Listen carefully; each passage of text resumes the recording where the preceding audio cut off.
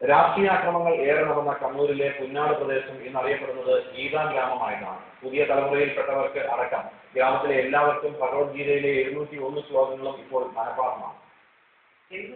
ഗ്രാമം അതായിരുന്നു ഒരു കാലത്ത് കണ്ണൂരിലെ പുന്നാട് പ്രദേശം. രാഷ്ട്രീയ അക്രമങ്ങൾ ഏറെ നടന്ന ഇവിടെ ഇന്ന് മുഴങ്ങുന്നത് ഭഗവത്ഗീതയിലെ ശ്ലോകങ്ങളാണ്. 4 വയസ്സുകാരൻ അതുൽ കിഷനും 67-കാരിയായ മീനാക്ഷി ടീച്ചർ വരെ എല്ലാവർക്കും ഗീതയിലെ 701 ശ്ലോകങ്ങളും മനഃപ്പാഠമാണ്.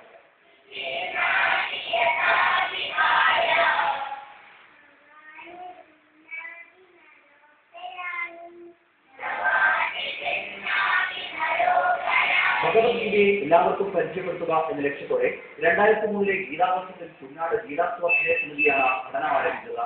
ആളുകളുടെ സൗകര്യം നോക്കി പലയിടത്തായി നടത്തിയ ക്ലാസുകളിലൂടെ എല്ലാവരും ഗീതാ ശ്ലോകങ്ങൾ സ്വായത്തമാക്കി. ഇതിലൂടെ ഇവർ ലക്ഷ്യമിട്ടത് ഇതായിരുന്നു: ഈ സംഘർഷകരമായ ഈ അന്തരീക്ഷത്തിൽ സമന്വയത്തിന്റെ, സാഹോദര്യത്തിന്റെ, സ്നേഹബന്ധത്തിന്റെ ഈശ്വരീയമായ കാഴ്ചപ്പാട് പ്രചരിപ്പിച്ചുകൊണ്ട് ഇവിടെ ശാന്തിയും സമാധാനവും സമൂഹത്തിൽ ഉണ്ടാവുന്നതാണ് ഈ പദ്ധതിയുടെ ഉദ്ദേശമാണ്. ഗ്രാമത്തിലെ 1000-ലധികം വരുന്ന കുട്ടികൾക്കും മുതിർന്നവർക്കും ഭഗവത്ഗീത കാണാപ്പാഠമായതോടെ പുന്നാട് ഗീതാ ഗ്രാമമായി പ്രഖ്യാപിച്ചു. പ്രഖ്യാപനത്തിൽ നിർത്തിയില്ല ഇവരുടെ പ്രവർത്തനം. ഇനി അടുത്ത ലക്ഷ്യം തൊട്ടടുത്തുള്ള ഗ്രാമങ്ങളാണ്. അമൃത ന്യൂസ്, കണ്ണൂർ.